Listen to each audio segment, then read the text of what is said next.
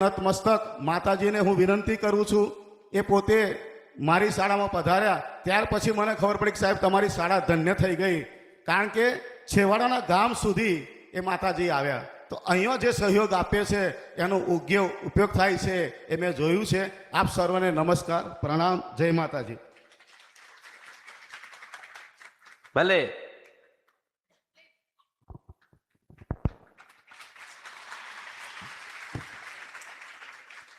આજે મને 1 લાખ રૂપિયા પૂરાનો આર્થિક સહયોગ એ ટોયલેટના બાંધકામ માટે એમણે આપ્યો છે. તો આપને હું તો ખરેખર એમનું જેટલું ઋણ માનું એટલું ઓછું છે. એમને ખરેખર નતમસ્તક અને સાષ્ટાંગ દંડવાન પ્રણામ કરું છું. આભાર માતાજી.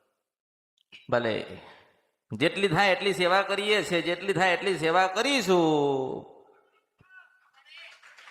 મેં કોઈને કશું આલ્યું નથી, પોતપોતાના નસીબનું લઈ જાય છે. મને ઓળખો ને તો ઓળખાય.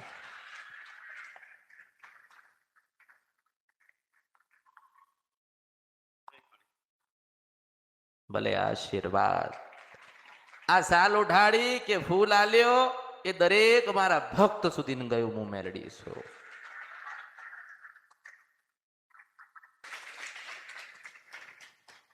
ઉષાબેન એ ઉષા ફાઉન્ડેશન ચલાવી રહ્યા છે.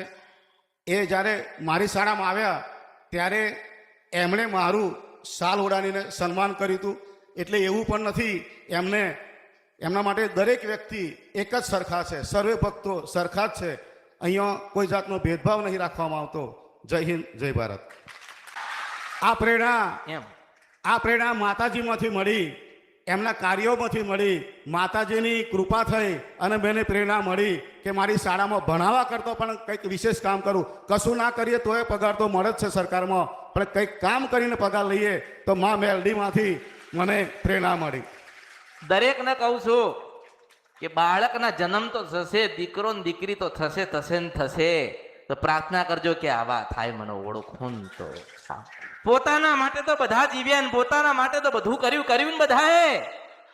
આ બીજાના માટે કરે છે ને આ કરતો હોય ને પરમાત્મા જોતો હોય, મને ઓળખો ને તો ઓળખાય.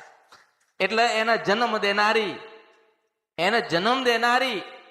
એને મોટો કરનારી, એને શિક્ષણ આપનારી, એના ગુરુ હોય, મા બાપ હોય કે કોઈ પણ હોય, આજે એને લીધેલી શિક્ષા કે ગુરુ દક્ષિણા કે ગુરુ જ્ઞાન એડે નહીં ગયું. એટલે તમે પણ કંઈક લેજો, ખાલી માગવા ના આવતા, કંઈક બાર કોકને દેવાની આશા રાખજો.